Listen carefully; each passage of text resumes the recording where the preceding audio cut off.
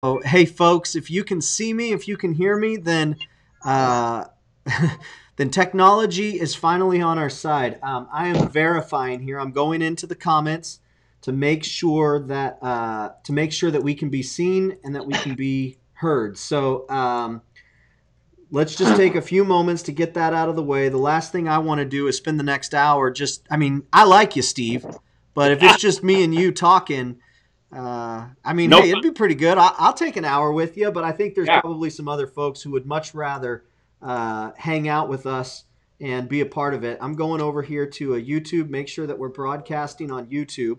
And let's see here. I'm looking at Facebook. It says that we're live. It's showing me my correct shirt. It's showing you in your correct shirt. And I'm looking to see if folks are saying that they can see and hear us. It looks like they can. All right, there we are. And folks, go ahead. I think we're good. Good to go. Yeah, there we go. Some high Oh fives. How yeah. you doing, Steve? Hey, well, we got another good day just about done. Yeah. Yeah. Been uh, all this great rain we got. We got flowers everywhere, and we got pollen everywhere. My nose is running like a faucet, man. It is warming up out there too. Oh yeah, yeah, yeah. I haven't seen any rattlesnakes yet, but we're watching for them. Man, the first time I was ever out there on your ranch, I've told that story a couple times. For folks who haven't heard it, which by the way, my name's Dave. This is Steve Edwards. Hey, We're a little Dave. thrown off here because right as we're going live, Skype on my computer wasn't working, and I had to actually uninstall it, download a brand new version of Skype, install Skype, and here we go. But my name's Dave. This is Steve Edwards, and for the next hour, we are your tour guides into the theme park of Mule and Donkey Talk, helping you create just an awesome relationship with your animal. And we sure do have a lot of fun. Steve's got his. I told Steve, I said, Steve, we want you to bring in some. Do you have any type of a model of a mule so that we can give folks a good example of what we're looking for here? He says, I got just the thing. So that's what he's demoing right there. So the rules are very, very simple. The rules are, hey, we want to know who's watching, where you're watching from. And if you have any question at all, go ahead and put it in the comment section. That's rule number 2. And rule number 3, and this is really more of a request than a rule, but it's to go ahead and share this broadcast. There is a share button if you're watching on your phone or your computer on Facebook, which we're on YouTube and Facebook. But there is a share button. We ask that you click that and put it out on your wall so that other folks can come and hang out with us, join us, and spend a little bit of time talking with us. So I've got a list of questions. The story that I was about to get into, though, is the first time I ever showed up on Steve's ranch. First thing he ever said to me is I get out, he goes, partner, do you have any trouble finding the place? I said, no, I found it all right. It's pretty easy to get to.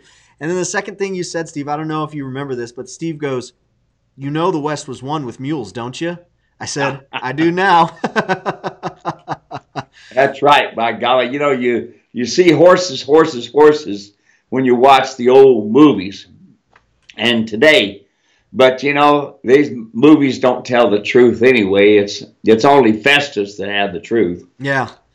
Yeah. So we went up to Steve's house after doing a little bit of filming down on the ranch area, and there was a rattlesnake back there. And Steve goes, watch this. And I think you grabbed like a hoe or some sort of a garden tool and like whacked it head right off. And you said, I'll come back and get that later.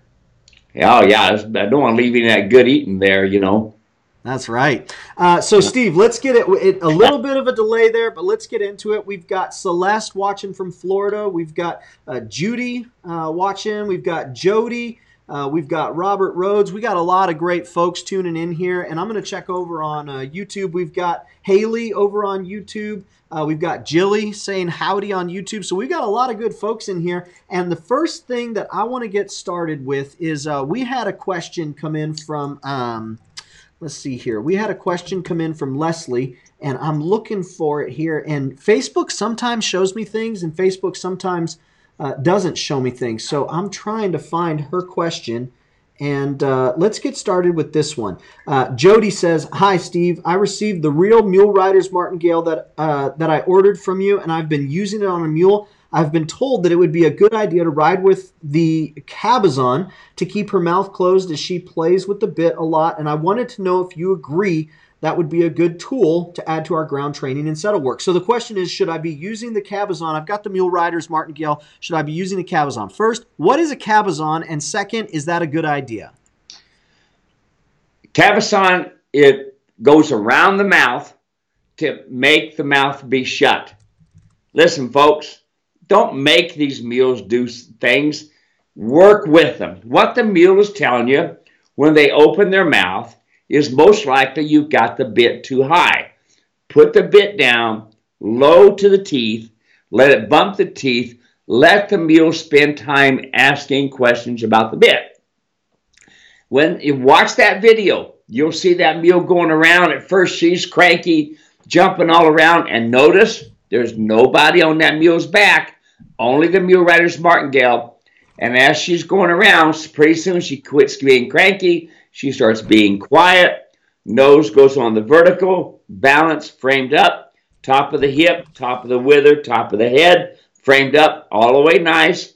And then the mule starts going. Nobody on the back. So therefore, the bit is working correctly. Therefore, the mule rider's martingale is working correctly. That little string that goes across the martingale helps make the mule tip his nose and get his head down, which is the two big problems that you have. So now, when you put the cabazon on, it's a strap that goes around the nose, and you tighten it up so that they can't open their mouth.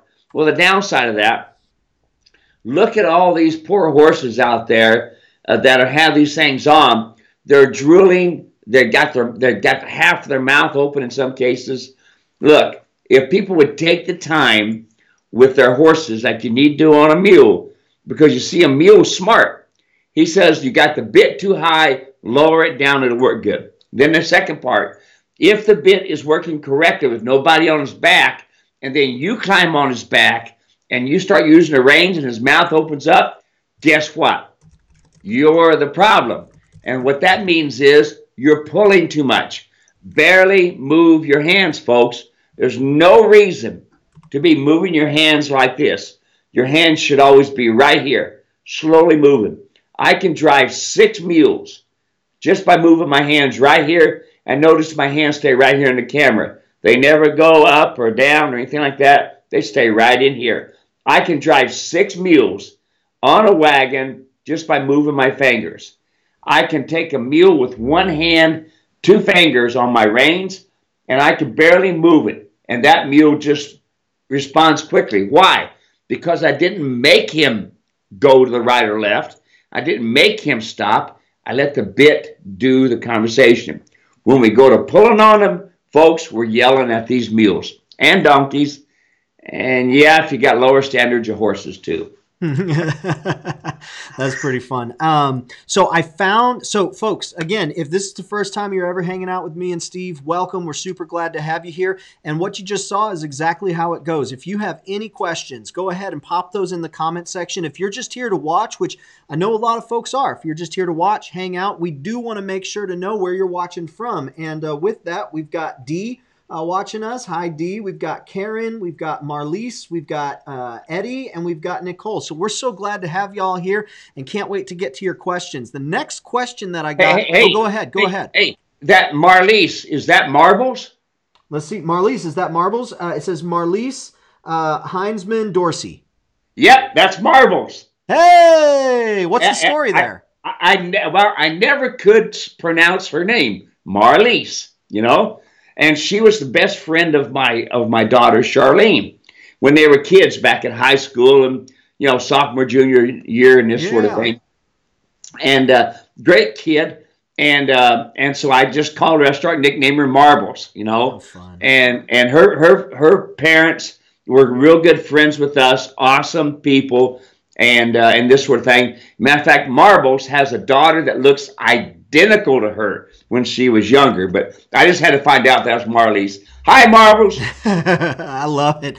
Man, this Facebook thing is pretty awesome. YouTube, pretty great. Okay, so this question came in from Leslie, And I missed her question last week. Of course, I found out last week Facebook's not showing me everything that came through. So if I'm missing anything, folks, it is my sincerest apologies. It is not intentional. I'm doing my best to try and get every question that I see come in. This is Leslie's question. Leslie says, how do I attend to a vertical split about halfway up his hoof? My vet who was there giving him shots said to call my farrier, and my farrier and I have been playing phone tag. I keep getting different answers to all my questions and finally decided to ask Steve the question now. My vet says his teeth are bad and he opened his mouth and you can see one tooth in the back coming over the top of another tooth, so I'm having him come back and do whatever he feels is needed to get done on this one. My next question is, how long should I then wait to put a bit in his mouth? I've been told everything from next day to a week. But what does Steve think? I've not gotten to order anything yet for my mule, but I don't want anything that hurts this 17-year-old gentle soul, Leslie. So we got 3 questions there. Number 1, hoof split. Number 2, getting teeth pulled. And number 3, how long until we can put the bit back in the mouth? So you want to address those for us, Steve? Okay, so the vertical split, is it back on the frog in the back, or is it on the sides of the hoof? So it can be both ways. So that's that part. I need to know where the split is. Second part, that's good that you're doing the dental work.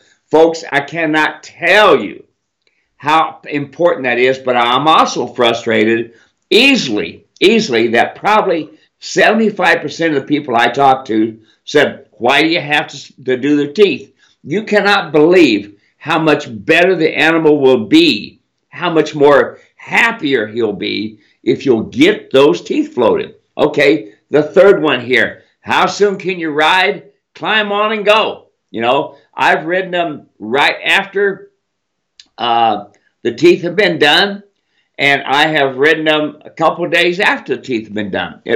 I've seen it good both ways, you know, and I've never had the bad, but there's always the first time. But just go ride. Now, you might want to talk to your vet about what's called a bit seat. And what this amounts to is, back here in the back teeth, the first tooth that's coming out, you want to put a notch in it so it looks like this. Not like this, but the first tooth, put a notch in it. Because some mouths are pretty long, so it helps to put a bit seat in there to get them to pack the bit. Now, also have them, I'm sure they have checked already, but an 18-year-old should have them gone. But there are wolf teeth up here in the top that need to be pulled. And I'm amazed at how many older mules that don't have their wolf teeth pulled simply because people only think about riding. They do not maintain their health. And look, folks, when their teeth are correct, they're going to grind their food correctly.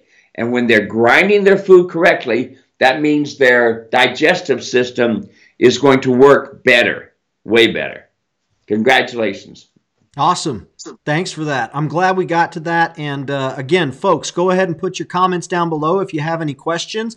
I got to tell you this here. I said earlier that we've got Judy Luce watching. Judy says, we are in Milwaukee on a train headed to Chicago watching your broadcast. How awesome is that? That's so much fun. They're doing, I think they're doing it for their anniversary, their wedding anniversary is the reason they're doing that. And it's fun having people that have texted me or emailed me, Dave, and said, hey, man, I missed you, but I picked it up on YouTube and then got to watching it. That's great. You know, it's fun that people want to learn. You know? Yeah. Yeah, it's great. And then Robert, I said that Robert was joining us. I didn't read his comment until now. He goes, watching from Painted Ass Ranch LLC in Seguin, Texas. How about that? Painted Ass Ranch. There you are. Yeah. There goes the ass jokes again. You know, I've been told I've got a pretty ass, you know. So here in the office, I'll be working on different stuff that we're doing, and just right in the middle, I'll say, "Hey, Carlos, take a look at this ass right here," and he'll always forget that we're working on your stuff. He'll turn around and he'll be like, "Oh, okay, I get the joke now." We have lots. Yeah. If you can't have good fun with it, there's no sense in being in the ass business. Oh, that's right. Let's go I've here. had people tell me I'm half-assed, you know. Yeah. We're going to have lots of fun with that. Sherry's watching from Pensacola. Melissa's watching.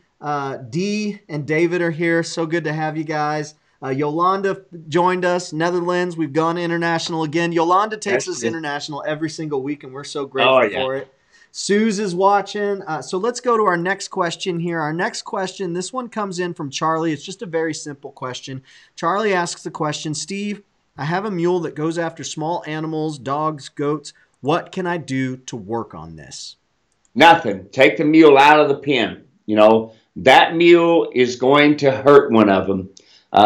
What happens is these mules go to mothering up to these different things, especially like a goat or something like that. People think, oh, I'll get me a goat to be a pasture buddy. No. I tell you what, you'll wake up one morning, that goat is dead. Folks, these mules finally get it in their mind that they can't communicate with the goats and the dogs and this sort of thing, and they will kill them. And then calves.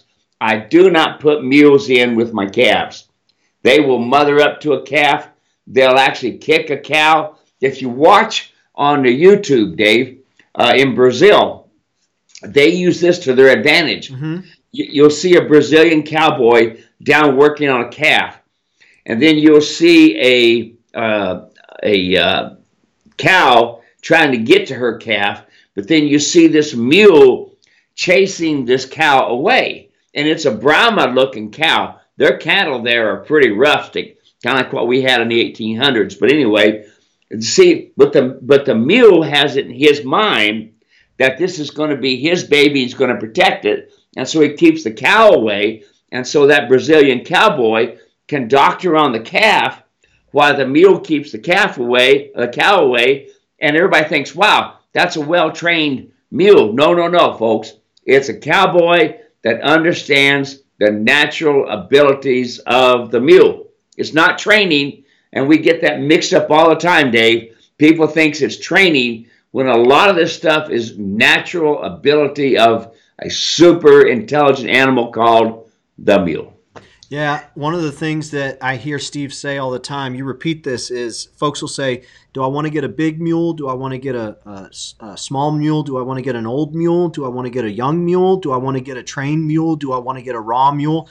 And Steve says, let me answer that question. What's the number one thing, Steve? Disposition. That's it. Disposition. You know, disposition. Folks, if you have disposition, you're going to think that mule is trained because he'll do most of what you ask. Trained is in a 10-foot circle, side pass, turn on the forehand, turn on the hindquarters. I've had folks say they've got this monster mule, a Belgian or whatever. It's impossible to do that. No. Folks, I have done demonstrations on my 17-hand Shire mule. Shire mule, big sucker, and no problem. So, and I can even take a 6-up in about a 25-foot circle and do side passing and everything with a 6-up. So it's a matter of your abilities. Absolutely. So Mark Miller watching from Virginia. Beautiful day in Virginia, he says. Mark, it's good to have you here. We've got Don. Hey, oh, yeah. Mark is coming to my Hoosier. He's coming all the way from Virginia. That's going to be great.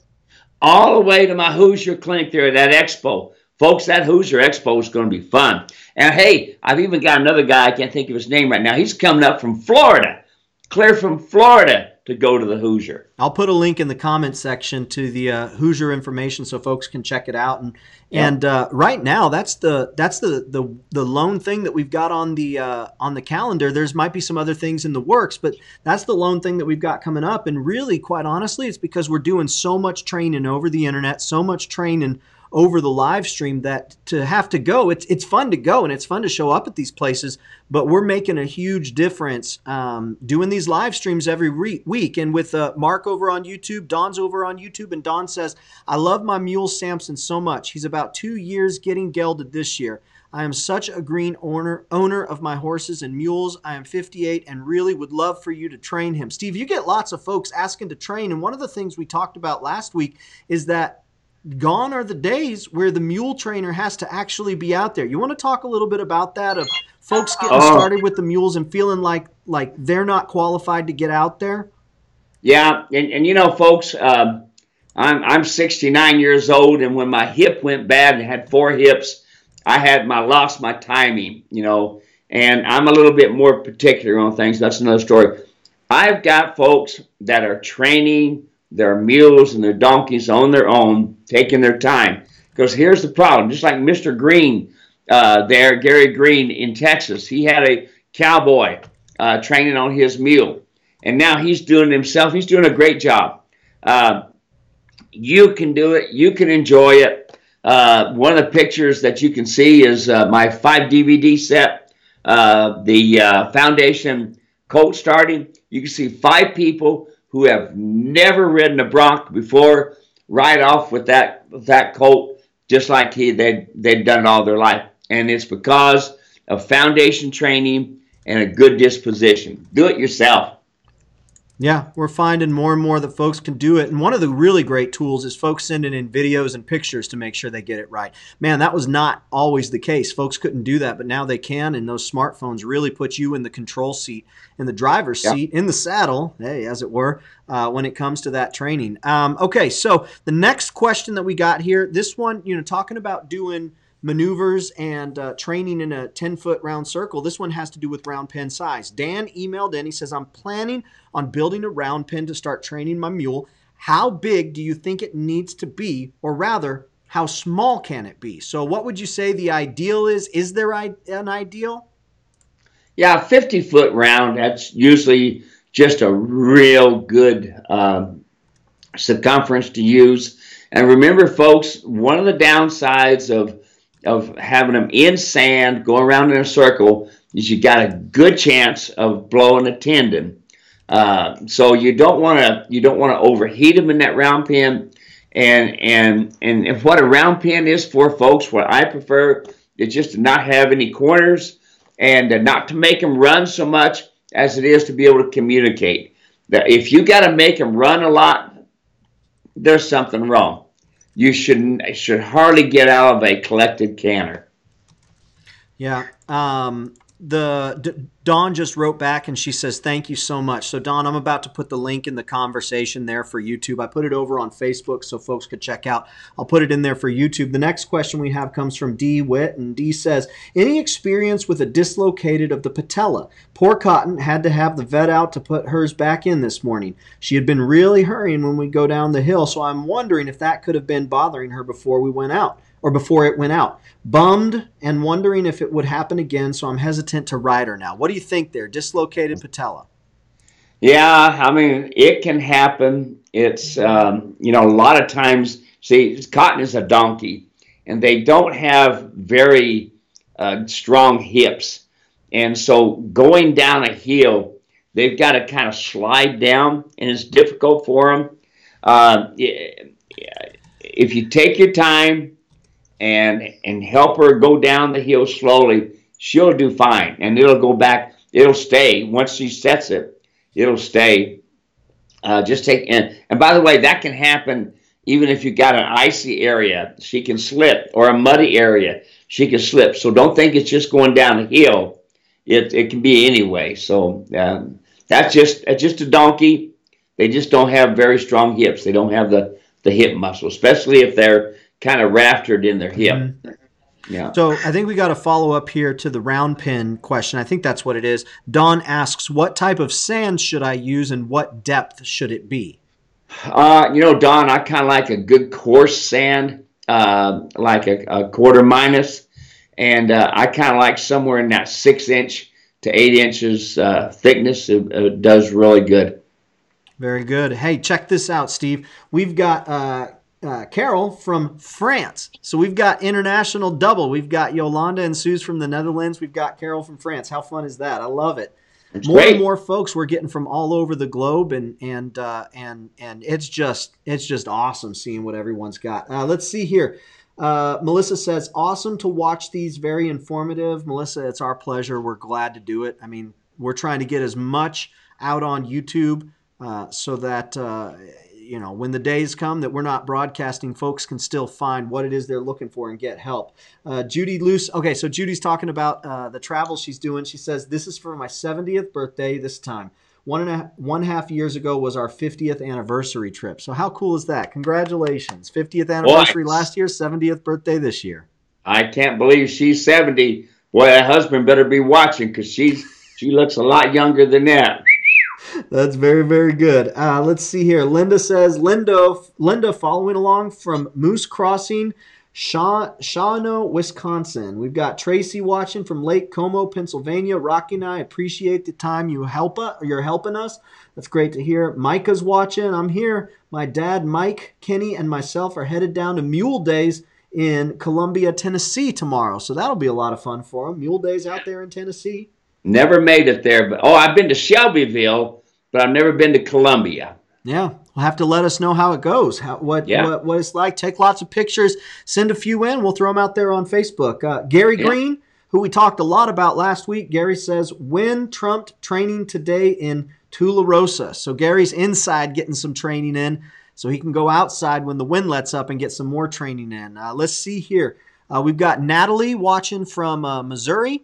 And that's my granddaughter. What's that? That's my granddaughter. Yep, there you go. Watching again. And let's see here. Jilly's got a question. Says, okay, on that training series that you recommended, that 5 DVD, Jilly wants to know, would that training series be good for a donkey too?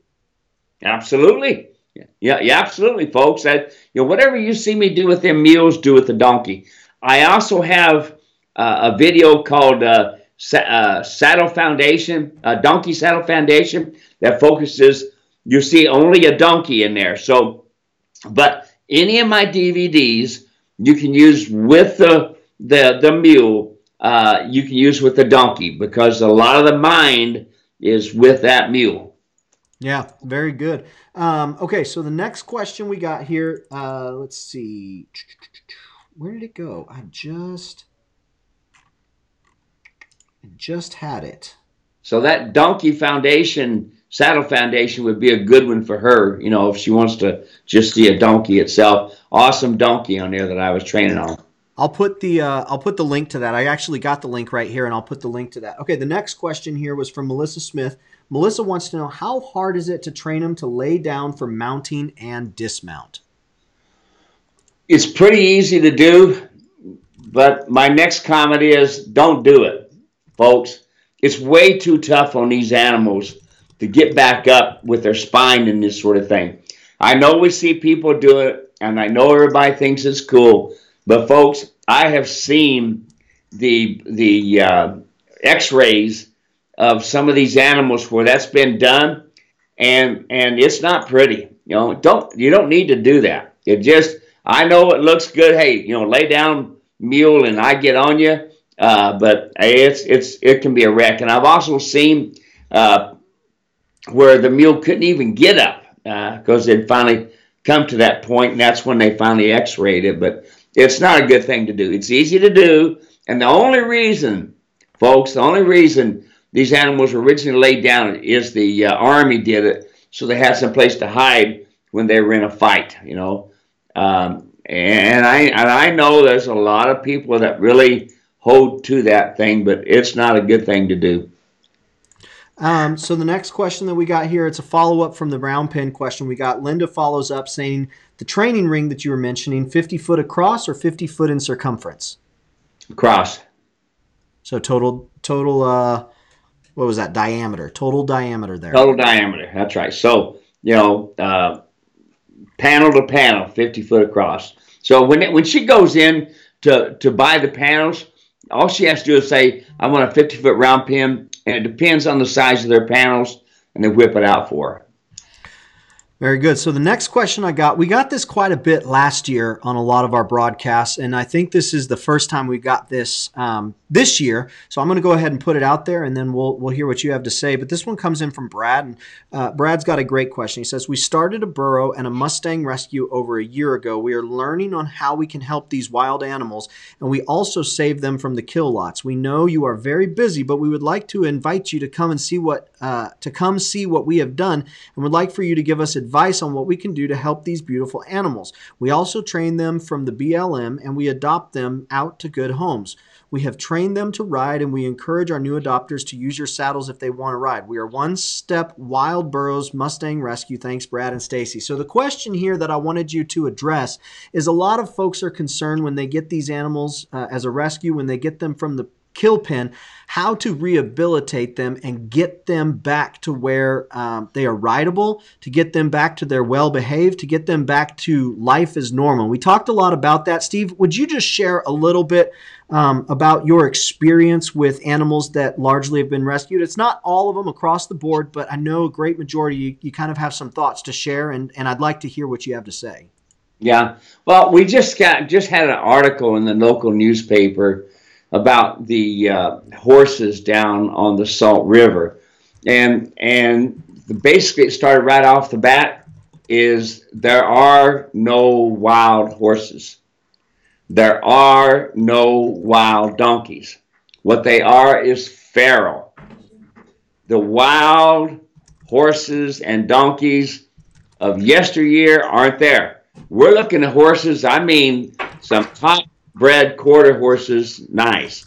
When you go over here to the prison and you see the great work that Randy's doing with the prisoners, there's some good looking horses there. I mean, if you didn't know better, you'd say the breeding is plumb there. The original old horses that were the wild horses or the Roman nosed ones, a lot of conformation problems, yada yada. So let's get that out of the way. They're feral, they're not wild, okay? So the next part, it comes down to disposition, period. And so rehoming these guys is a great deal. The downside is, folks, the majority of places that I have gone to where people have, quote, trained these animals and then sent them out to be with people, they lack a lot of foundational training. And yes, they're pretty gentle to move around with and this sort of thing. But folks, if you're in that business, you need to be training the people, helping the people to understand so they don't get hurt. It's probably the biggest problem that we have in the equine world right now is people are, quote, saving these animals from the kill pen and are ended up in the hospital themselves. And a lot of these animals are just flat. They need to be in the kill pen, much as I hate to say that, but I've seen too many people hurt by it. It's frustrating. And so, you know, the folks that are rehoming these things, if they spend a lot of time with them and this sort of thing, they're going to be gentle. But as far as trained, there's a lot to be talked about there.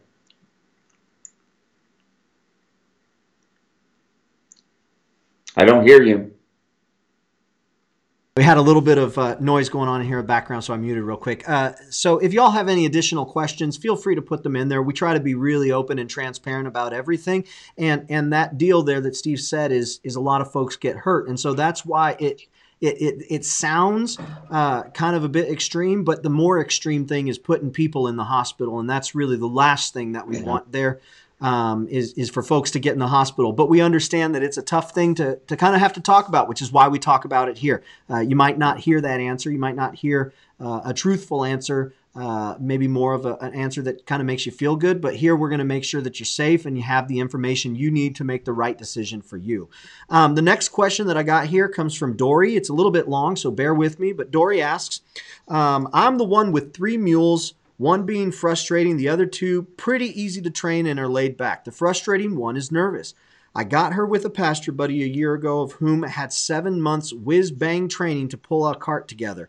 Previous to the training, they were out to pasture. They are now 4 and 5, and the older one is the nervous one. I've not hitched them up because they needed foundation work. Foundation work has gone great, but the older one continues to act like I'm going to eat her, will spook and bolt. I've tried many methods and do use the come along. And she does use the come along. I want to emphasize that. I have also paid attention to what they eat. Little by little, she does better, but some days she completely forgets. Should I just continue to be patient with her with the assumption she will chill out eventually? Needless to say, I don't want to hitch them up with her being one prone to freak. This is a really good question. Steve, what do you think there? Well, Uncle Bud used to call them a willing team. One's willing to work and the other one's willing to let them. And so when you have a nervous one like that, folks, that's the kind that will get the work done and go, go, go. The problem is it's doing all the pulling and the other one's laid back. So it's not a good team. They're doing this all the time. If I want to get something done and I got to go get something captured really quick, rope something, I like a nervous animal. I like one that's kind of wired up, but you got to ride them. There ain't no setting them. You got to ride them. And when it comes to driving, you got to plumb drive them. And the problem is if you get one nervous wanting to go, go, go, and the other one laid back, they're going to be like this all the time. The nervous one's going to be ahead. So you don't want to make that a team.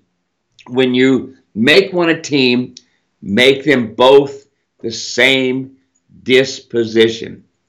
Bible talks about not unequally yoked, and I can go into another whole thing there. But disposition and disposition, not nervous and laid back. Don't do that. Go two nervous animals or two laid back animals.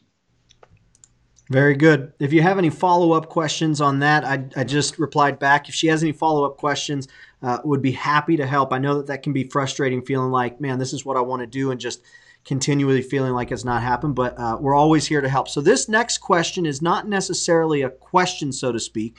It's a comment that we continually get over and over. So I'm going to turn it into a question. It has to do with saddle sizes. Not what saddle size should I order for myself, but what saddle is best size for my mule or for my donkey. And so we've got folks who are messaging us saying, I've got a big animal, upwards of, like 16 hands high. And then I've got a smaller animal, 14 hands high. Surely the same saddle that goes on the smaller mule wouldn't fit on the larger mule. Steve, would you talk a little bit about that, on what is the best saddle size for the mule itself or the donkey? You bet. Well, what you really understand is, number one, the bars, how they lay on the mule's back. Here's the spine. Matter of fact, let me just put my 3 fingers like this. Here's the spine. Here's the bar of the saddle that lays against the animal's back. Here's the bar of the saddle that lays against the animal's back. Using the spine, you're going to go 7/8 of an inch from the spine to this bar, from this bar over 7/8 of an inch. By laying like that, laying at that close to the spine, up off the spine, I can now fit fat mules, skinny mules, whatever, folks. Don't worry about the size of the animal or the weight of the animal. And if we look at, let's just say we measure this animal in January, fat and been laying around, and then we measure him again in July when we've been riding him and he's toughened up, you're going to have 2 different measurements. So you're not going to go by measurements, you're going to go by bone structure. This is a mule with a donkey bone structure. They are V-shaped in their shoulders. They carry their weight down low. Horses carry their weight up high. Horses are A-shaped in their shoulders. Scapulas on a mule goes like this. Scapula on a horse goes horizontally. So what we go by is bone structure. That's what I go by. That's why I tell people all the time, I kind of have fun with this. They say, I want to buy a mule saddle. And I said, don't talk to me then, because I don't have mule saddles. And it blows them away. What do you mean you don't have mule saddles? No, I've got Steve Edwards saddles because they are different, way different than what what we call the mule saddle. You know, if they got billets on the saddle, that's just one thing in particular. If there's billets, there's straps hanging down, that is not a mule saddle. Yeah, and that's one of the things that we really try to emphasize, like you just said. Folks will put the word mule saddle on there, whether they know better or not. They'll put mule saddle on there, but the bars themselves are not meant for the mule bone structure. And so that's where Steve instructs me all the time. He says, I want folks to know, make sure that you put out there that it's not a mule saddle. It's a Steve Edwards saddle, because there's no other saddles out there that I've been able to find that are doing this, that are created the way to actually suit the bone structure of the animal. Am I getting that right?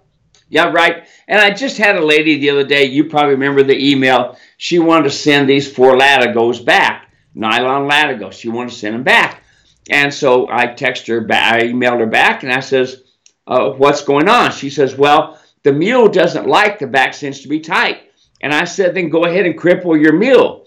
And she emailed me back, what do you mean cripple? I said, look, when you have the only one cinch, the back of that saddle is doing this, you're creating a lot of problems in that mule scapula area. I don't care if he doesn't like it. Get over it, folks. Either you cripple the animal, like I have. I've already been there, done that. I have hurt more animals. I have crippled more animals than most folks have seen in their lifetime, simply because I didn't know. I didn't know. That's what makes me so much more different here. I have screwed up a lot, and so I'm trying to help you all from doing it. Take the rear cinch, put it down tight, and go from there. Now, she says it's a mule saddle. First thing I see, Dave, when I look at the saddle, it has a lot of similarities to mine, but it has a long strap, a billet strap for the back cinch. You can't make that work, folks. It ain't going to work. It's going to work for a while, and then things are going to blow up. Been there, done that. You're welcome to take my 40 years and help it out. And I know I'm being blunt here, but I'm thinking about this mule. Yeah. I'm thinking about this donkey. Help them. You know, it's not that difficult to do. Yeah, there's always going to be folks that, I see all the comments that come in on YouTube. I see all the comments that come in on Facebook. And with Steve saying there, being blunt, but the thing is, we're trying to help the animal. We're always going to have differing of opinions. The one thing that we're really trying to do here is to say, look, for 40 years, this is what we've learned has worked. Hey, I've heard Steve say this. Hey, if you've got something else that's working for you, by golly, just keep doing that if that's what you think is going to be working for you. I know one of those pressure points tends to be with shoeing. Some folks say we're going to go natural foot. And Steve has always subscribed, well, not always, but Steve now subscribes to, no, the animals need to be shoed, particularly because they've got the donkey foot. And the donkey foot is the worst foot. Steve, talk a little bit about that. There's some difference of opinions there. Talk a little bit about why you believe the things that you do about shoeing. Well, when you look at the donkey foot, the foot looks like this. They basically, when a mule or a donkey walks, they walk on the front of the foot, which is the toe, and then they work on the 2 heel spots right here. Right here. They don't really walk on the whole hoof.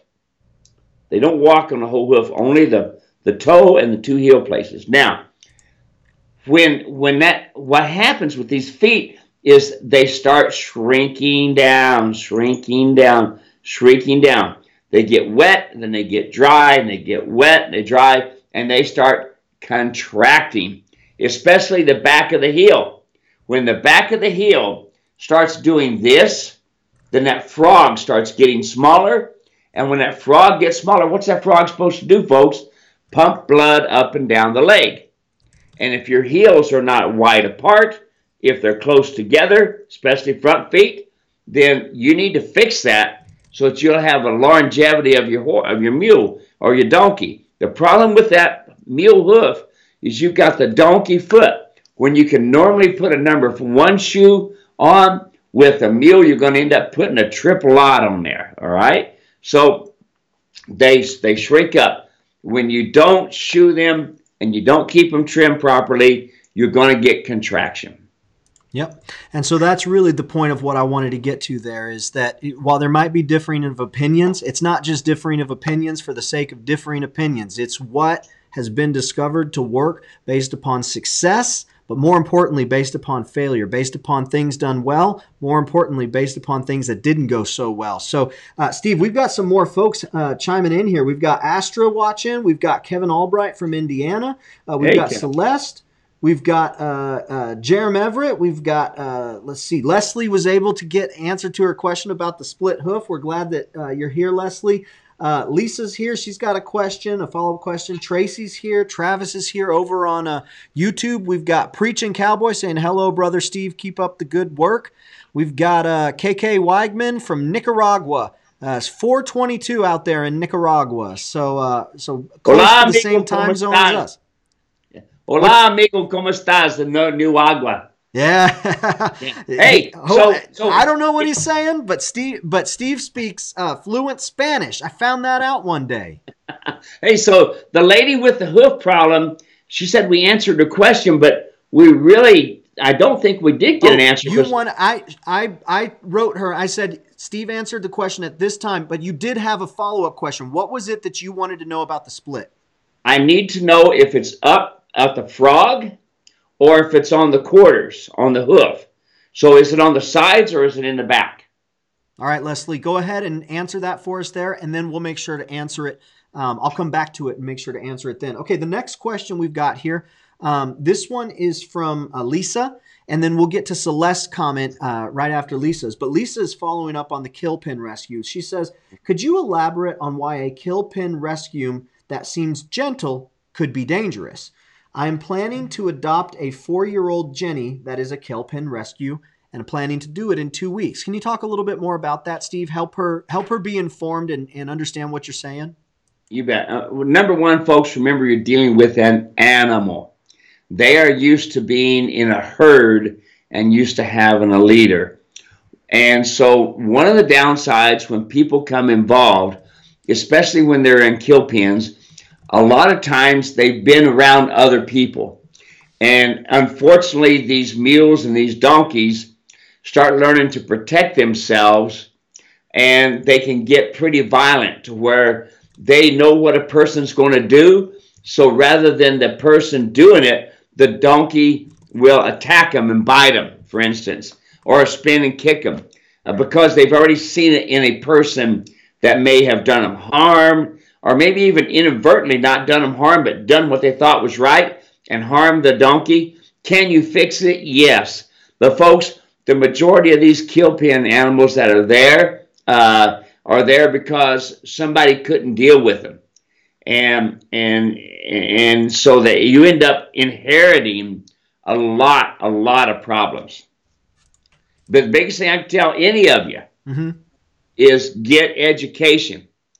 Go online, get education, read books, go to clinics, get education before you buy that donkey, before you take him and take that responsibility on. That's what you're taking on is responsibility. Yeah, absolutely. Okay, so we've got speaking of taking on responsibility, we've got someone who has been just a fantastic student, been working diligently, working hard. She's frustrated, and so I'm going to read her message to you. And Celeste, I can already tell you, Steve's going to say, hey, give me a call. Let's talk through it. But Celeste says, Scott and I are discouraged, mostly me, because he travels through the week. Scott built her a stall, and she's hated me ever since. Seriously. I took her out and properly put on the come-along hitch. Or the come-along rope with the come-along hitch. She tries running off, so I do the ask, tell, and the demand yank approximately 10 times, and as she was dragging me down the fence line. I finally let the wax rope go. She ran down the fence to my horse, who was on the other side of the fence. I grabbed her again and brought her back up towards her stall. She is smart, so I think she stomped my foot purposely. Really not funny, but I have to laugh. She broke one of my toes. I couldn't get her off my foot. She kept shooing her back with my hands, and she turned like she wanted to kick me. And she's got the anger face right there. That's my impersonation of the emoji anger face. Long story short, I finally got her back in the stall as she was head charging at me, trying to bite. I picked up a PVC pipe and tried to whack her. I guess my question is, how long in the stall before she stops hating me? She used to be so sweet and loving. She has a vengeance for me. And Steve, and this is a little side note. She goes, we won't be able to make your training session in Indiana. We've had something come up and can't be there that weekend. We were supposed to bring our mule. So sorry. She needs to go with her stubborn, hard head self. If something positive happens soon, we will still try to make it. Wichita was supposed to be your demo mule, and it sounds like if they can make it, that'd be great. But that frustration's real. That's just aggravating to feel like I'm doing everything I've been told to do, and I just can't get through. What words would you share there, Steve? Okay, number one, folks, small steps. So here's the mule looking straight ahead. And you're standing there with the come-along rope. And whether you're facing it or whether you're looking away, whatever. But let's say you're facing. And the mule looks to the right, bump it. Looks to the left, bump it. Raises the head, bump it. Everything within a 2-foot space. Don't just get it and lead it off, think everything's going to be good. Because it doesn't have the foundation yet. 3, 6, 9, 12. Do it 3 times to the left, 3 times to the right. Quit for the day. Now, Scott, he has gone quite a bit. But here's the deal, and they're in Florida, and they kind of got the short end of the stick by this one trader, but that's another story. So start in small steps, folks. Don't just put the magic rope on there and expect it to work. Go small steps. Always start small. Where the nose goes, so goes the body. Keep that in your mind. Will she get over it? Yes. We've got a lot of people who have said, man, it was crazy the first month or so, but now they go at it and they do just fine. The main thing you want to remember is small steps. Now, I understood from Scott when I had just texted him this morning, hey, Scott, how you doing? Good. We bought another mule, Steve, and she's sweet. So evidently, this mule has now decided not to be sweet anymore. So guess what? It's time to put Sweetie in the box stall, and she stays in there. There's no taking her out, until she gets quiet, standing at the corral gate, nice and quiet, then lead out and then do small steps. Hope that helps there, Celeste. I'm glad you guys are in touch with Steve, and I know he's always happy to help. Okay, so let's see here. Real quick, before we get to our next question, I just want to remind everyone, if this is your first time ever hanging out with us, welcome. We are so glad to have you here. We've got some folks over on YouTube. We've got some folks on Facebook. If you have not left a comment yet, we want to know that you're watching. We want to know that you're here. We want to know what friends we've got out there. So go ahead, put your name and put where you're watching from in the comment section. And I would love to just say hello to you. Steve would love to say hello to you. Once you do that, if you have any questions at all, there is no question that is off limits. We're going to give you a straight answer. As a matter of fact, Tracy McKinnon says, love your honesty and straight talk, no mucking around. That's the way it should be.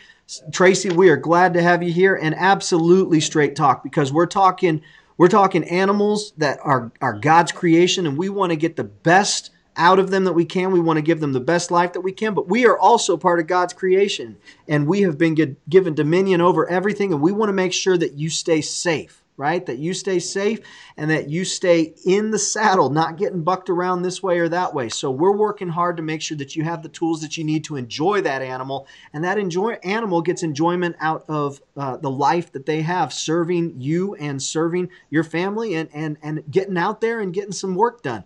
So if you've got questions, put those questions in the comment section. And the last thing, if you have not shared this broadcast yet and you're over there on Facebook, please do. That's how we continue to do this. We do these absolutely free of charge. This is an online clinic that we want to come and help you. The only thing that we ask is that you share it and participate. That's it. And that's how we know that they're valuable. So the next question that we've got here is from Travis.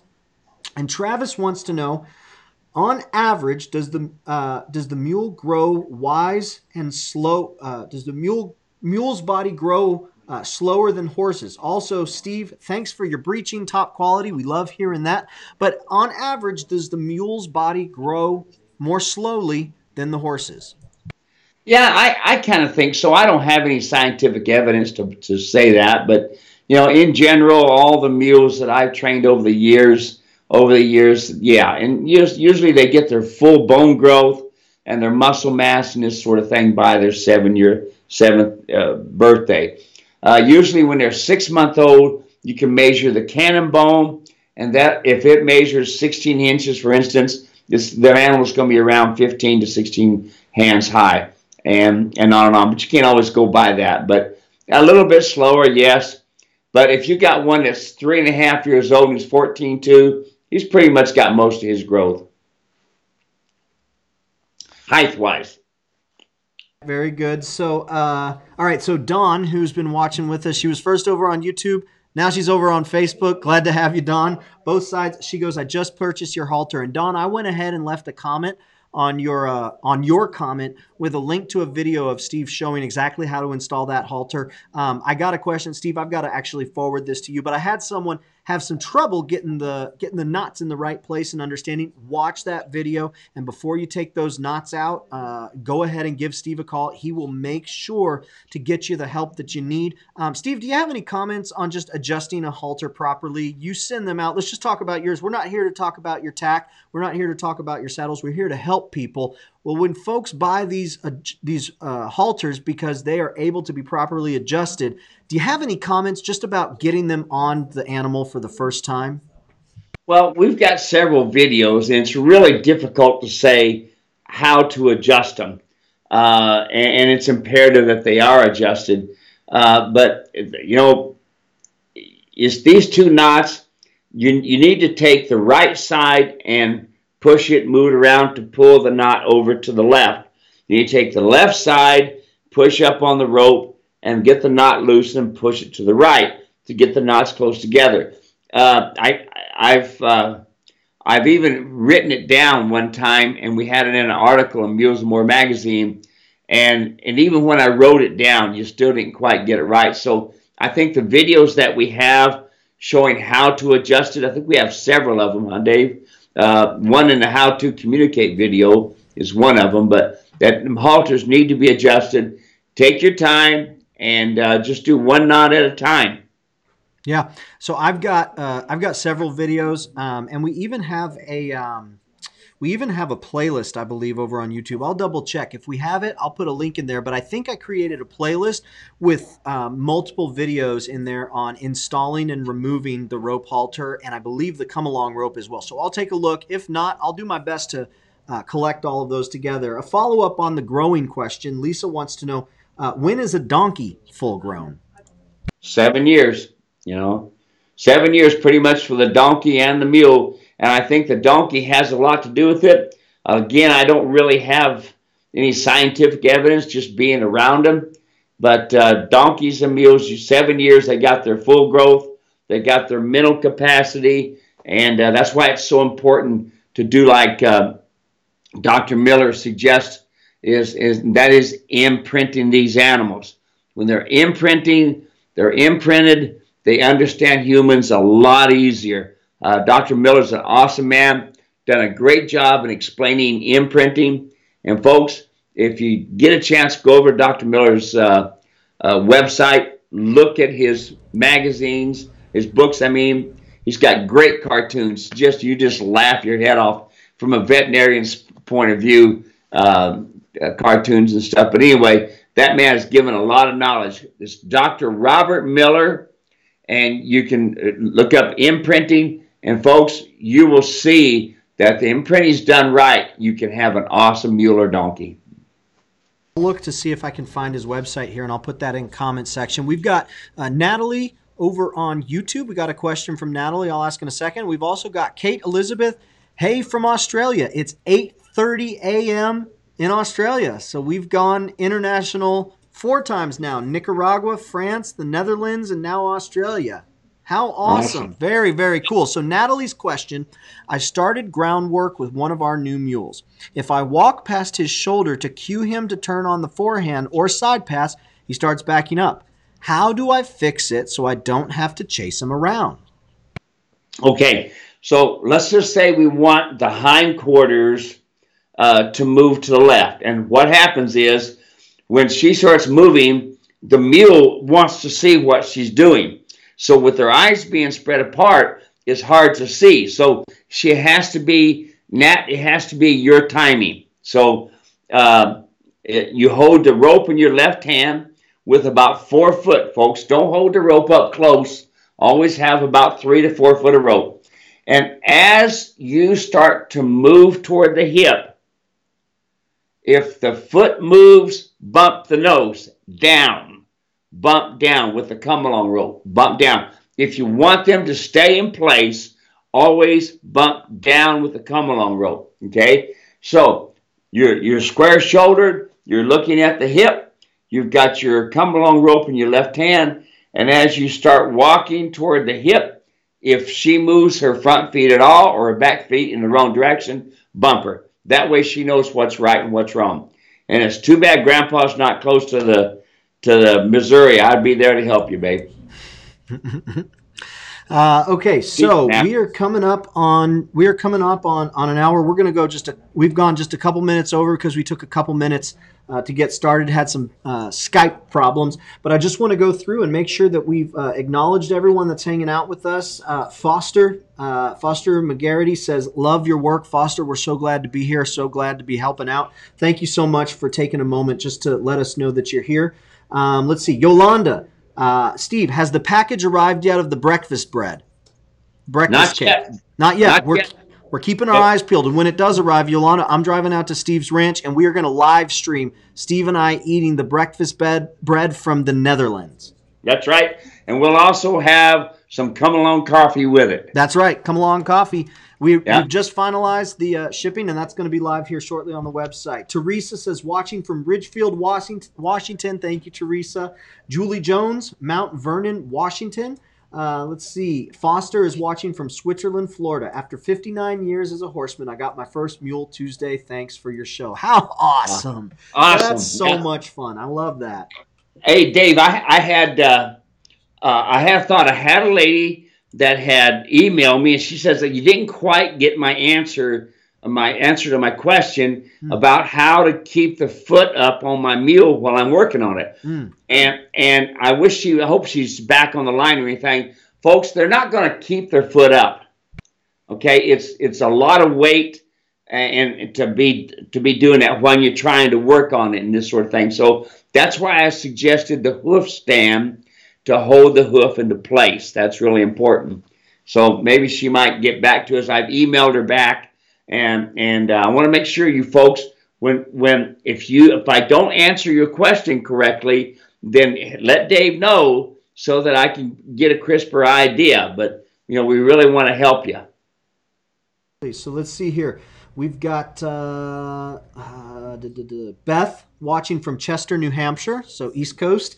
We've got, Boo Lee says, real quick, I have the problem to put the halter and lead on my mule out of the stable. What should I do? Have the problem to put on the halter and lead. So having problems installing the halter and then leading the mule out of the stable. I've got a video. I've got the Establishing Leadership video series that's available on YouTube. I'm going to give a link to that, but any comments that you would give to Boo? Well, number one, before we put the halter on, we should teach the mule to drop his head, tip his nose to the left. That way, physically and mentally, the mule knows we're getting ready to put the halter on. So my right hand goes up behind the ears. My left hand goes on the nose, and it just lays there. And the mule's thinking, wait a minute, this is uncomfortable. What can I do to get you to take your hands off of me? And as soon as they drop their head a little bit, take my hands off, put it back on. So he's thinking, okay, in order to get you to take your hands off of me, I drop my head. So when he drops it again, I take my hands off, put my hand back on. At the same time, my left hand is barely touching the nose on the right-hand side, asking the head to come around. Folks, when you put a halter on, it don't need to be in the air or over to the right or straight ahead. It needs to be down, nose to the left. That's how a halter and a bridle should go on.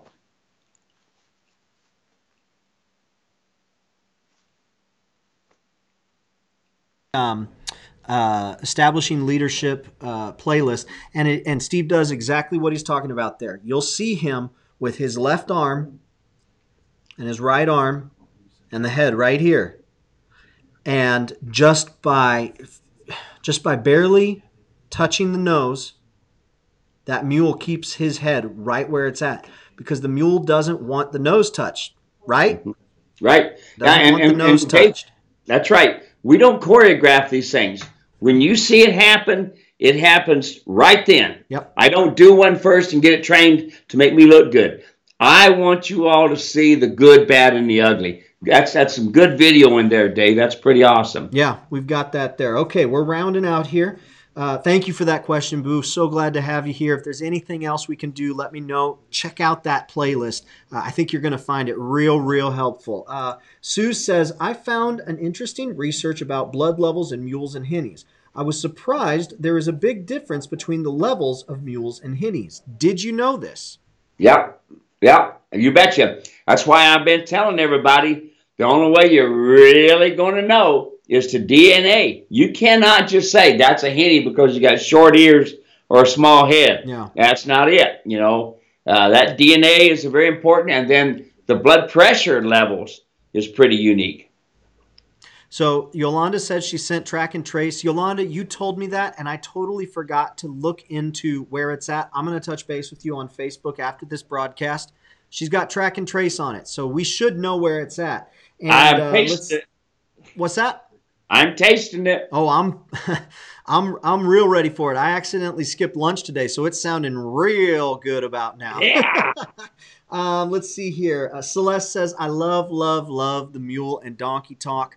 You know what? We love doing it. It's a lot of fun. It's on our list every single week to do. And I just continue to get all these questions, put them all together. Steve and I sit down, and most of the time when we're not planning this ahead of time. Most of the time, all the questions, I'm just asking them. That's the first time Steve's heard them. So we're not sorting through them saying, oh, this is a good one to ask. We're not going to ask that one, or that one's going to be too hard or whatnot. Nope. Like whatever it is, we're putting it right out there and you're getting the answer.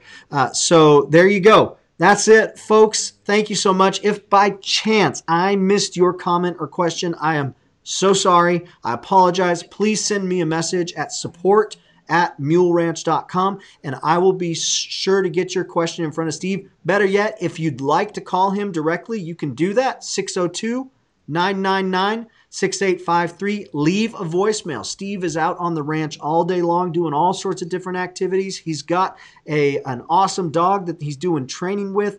He's got a fantastic wife that they are just loving life out there. So if he does not get to you right away, leave a voicemail, and he will call you back. Steve, is there anything you want to say before we finish up this week's broadcast? No, I think we're going to be in good shape. We're going to be doing really good when we start with Yolanda's breakfast cake. I'm looking forward to that. That's going to be awesome. And Nat, you keep going. That's my practice granddaughter in Missouri. She's a natural, and I'm hoping this summer to come and spend a couple of days with her. I think I might even bring my border collie puppy with me, and do that. And while Susan goes up to Michigan and visits our grandkids, I'll be down there with Nat and spending time with her. How about that one? That'd be good. I hope it works out. Well, that's it, folks. Thanks so much. Yep. Great to have you. Be sure to share this broadcast. Go ahead and click that share button before I hit finish. Click share and go ahead, put it out there. If you love the broadcast, just tell folks. Say, hey, I love this. Just like Celeste says, love the mule and donkey talk. Go ahead and let folks know. That is how we are able to continue to do these. As long as new folks are coming in and watching, as long as you folks are continuing to ask questions, we can continue to do these broadcasts, and it is our pleasure to do it. Thanks so much. We'll see you next week. Bye-bye. See y'all later.